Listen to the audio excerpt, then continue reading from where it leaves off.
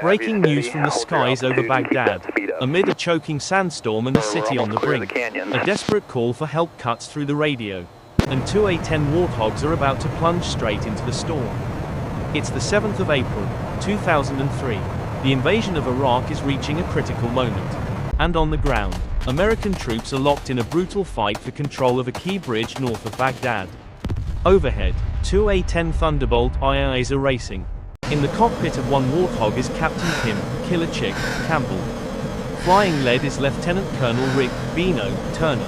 Ahead of them, a massive sandstorm blankets the battlefield, swallowing the city in dust and darkness. Then the radio crackles to life. Yard 0 to 5. This is Advance 33. My guys are taking heavy fire. Grid Mike Bravo 396990. The voice belongs to Lieutenant John Cope Blotcher. His unit has been holding a strategically vital bridge on the northern approaches to Baghdad. Now Iraqi forces have moved in, defending it fiercely, firing rocket-propelled grenades directly at American positions. Copy. Advance 33. Yard 0 to 5 and 0 to 6 inbound.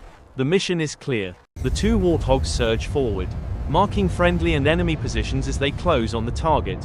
Through space-stabilized binoculars, Turner scans the swirling dust below, searching for anything that will let them get in. Then he sees it, a narrow break in the storm. Without hesitation, Turner snaps his aircraft inverted, and pulls hard on the stick, diving beneath the weather and vanishing into the sand. Seconds later, Campbell hears his calm voice over the radio. "All right, KC, your turn." She rolls her A-10 over and follows him down into the dust.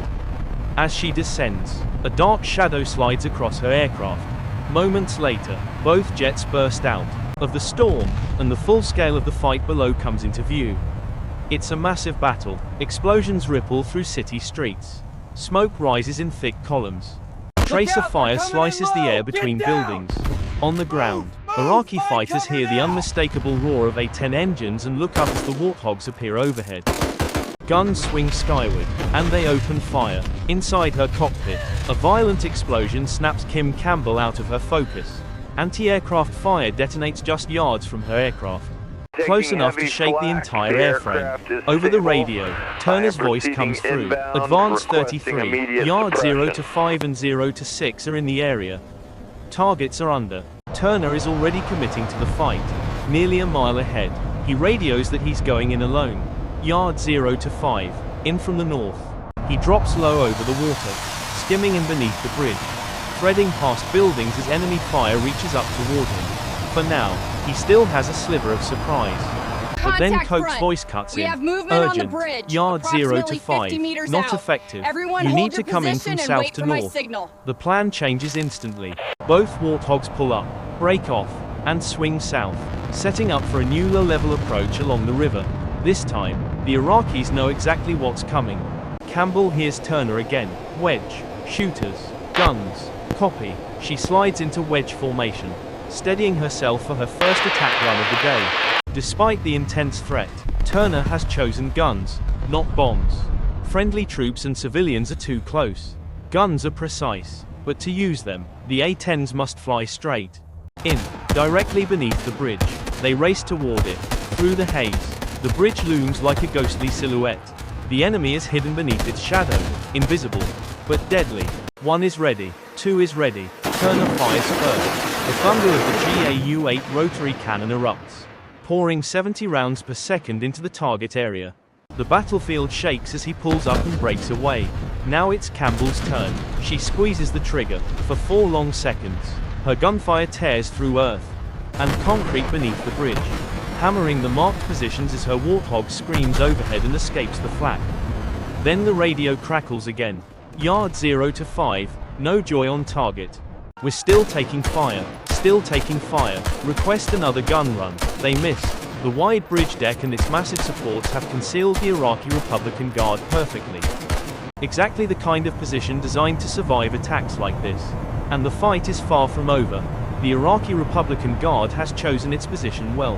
Hidden deep beneath the bridge, shielded by concrete and shadow, they continue pouring fire onto the American troops pinned down nearby. Even the fearsome Warthog seems unable to reach them. Turner and Campbell break away together, Regrouping smoothly in the air as trace around the streak past their wings. The first surprise is gone. Now every approach is contested. They need a different tool. Hydra rocket. Unguided, fast, and brutally simple, each A-10 carries dozens of them. Not as precise as guns, but powerful enough to shake the bridge itself. Stand by. I'll go first, Turner says. Copy. Turner rolls in once more, dropping low over the river, flying as close to the water as he dares. Above him, Campbell holds position, watching her flight lead skim along the Tigris toward the bridge. Hydra rockets rely entirely on aim. To use them, the A-10 must face the target head-on. Anti-aircraft fire reaches up again as Turner holds his course.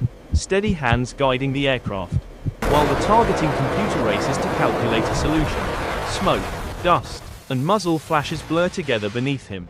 Then the opening appears. Turner fires. In an instant, rockets streak from the pods beneath his wings. White smoke trails slashing toward the bridge. A ripple of explosions erupts, rocking the structure violently. But from the cockpit, Turner can't tell if the enemy has been hit. Coke's voice returns, sharp and frustrated. Negative. Didn't go in, just impacted the surface. Turner exhales hard. The bridge absorbed the blast. He banks away and clears the run for Campbell. Cleared hot. 2 is in from the south.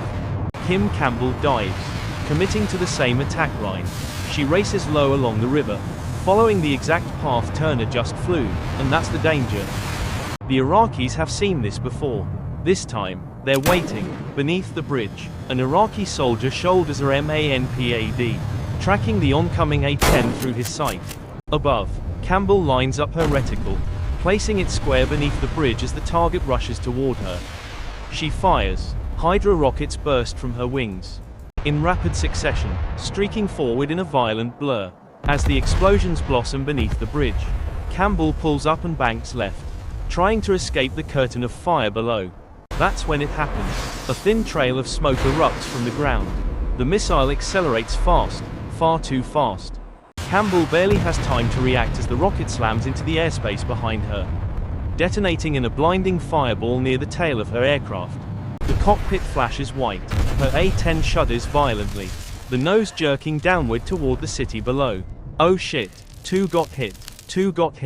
Turner instantly pulls back toward Campbell, broadcasting the emergency. Advance 33, yard 0 to 6 is hit. Attempting RTB. Do you copy? Yard 0 to 5. Solid copy, good luck. Kim, but Campbell doesn't respond. She's fighting the aircraft. The Warthog is diving toward Iraqi-held streets. Controls heavy and unresponsive. She yanks the stick left, trying to turn back toward friendly territory. Nothing happens. Warning lights explode across the panel. Master caution. Hydraulic failure. Both redundant hydraulic systems are gone. With no hydraulics, the aircraft is nearly uncontrollable. She has seconds to choose. Eject over enemy territory, or attempt something few pilots ever dare. I'm not ejecting over Baghdad. She reaches down and switches to manual reversion. Now, there are no systems helping her, only raw muscle. The controls fight back with brutal resistance. It can take over 150 pounds of force just to move the stick. Campbell grips it with both hands and pulls. Slowly, painfully, the massive aircraft responds. The left wing dips. The nose begins to turn. Inch by inch, the wounded A-10 rolls away from the enemy side of the river. Chaffs, flares. Turner's voice cuts through the alarms as he flies close, trying to shield her from further attack. Traces rip past the damaged aircraft, as Campbell releases countermeasures and pulls again with everything she has. Against all odds, she claws her way upward, dragging the wounded jet back above the weather. Now clear of the immediate fight, Kim Campbell is still very far from safe. Her A-10 is barely flying. With the aircraft in manual reversion, every movement demands enormous physical effort. Her right arm begins to fail under the strain, and she switches control to her left, gritting her teeth as the jet limps onward. Landing an A-10 in manual reversion is almost unheard of. During Desert Storm, only 3 pilots ever attempted it, and one of them didn't survive. 200 miles still separate her from safety. Over the radio, Turner flies alongside her, his voice steady but tense. Yard 0 to 6. It's about 200 miles to base. How's she flying in manual? Don't push it. Friendlies below if you need to punch out. Campbell knows the risk of ejection all too well. She remembers the waiver she signed, acknowledging that the ejection seat was designed for heavier pilots. Usually men, the violent forces of ejection could easily be fatal for her. She makes her decision. A firm, yard 0 to 5. I'm staying with it. Can you give me eyes on the damage? What do you see back there? Turner moves closer, inspecting the wounded aircraft. His stomach tightens. The fuselage and tail are peppered with hundreds of holes from missile fragmentation. Damage stretches forward toward the gear pods and even into the wing root. One hole in the right horizontal stabilizer is the size of a football. Then he sees something worse. Flames flicker near the tail. The right engine is scarred by shrapnel. He hesitates, telling her everything could break her focus, and she needs every ounce of concentration she has left. Sir Turner chooses his words carefully. We've got some improved ventilation back there, he says calmly, but she's still flyable. Copy. Yard 0 to 5. Kim Campbell has already committed. I can handle it. I'll take her home. I'm with you all the way. To make the aircraft lighter and safer for landing, Campbell jettisons her remaining weapons over the desert, but one problem remains. The heavy electronic countermeasures pod is hardwired to the wing. It can't be released. The imbalance makes flying in manual reversion even more dangerous. For nearly an hour, Campbell physically fights the aircraft, wrestling it through the sky.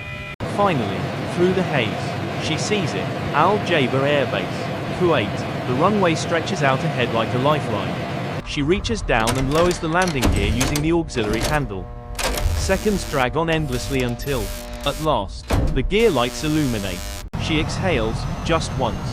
Yard 0 to 6. Emergency landing. Gear down. Full stop. She slows the A-10 as much as she dares. At lower speed, the aircraft becomes slightly more manageable, giving her a fragile sense of control as she lines up for final approach. Then, one last test. Just 60 feet above the runway, the aircraft suddenly rolls hard to the left. Her heart jumps into her throat. Instinct takes over. She hauls the stick to the right with everything she has left. The wounded Warthog resists, then slowly obeys. Seconds later, the wheels slam onto the runway. She's down. Thank you, God. The radio explodes with cheers and congratulations as pilots across the base realize what they've just witnessed. Against every odd, Kim Campbell has brought her aircraft home. Amazingly, the ordeal doesn't ground her.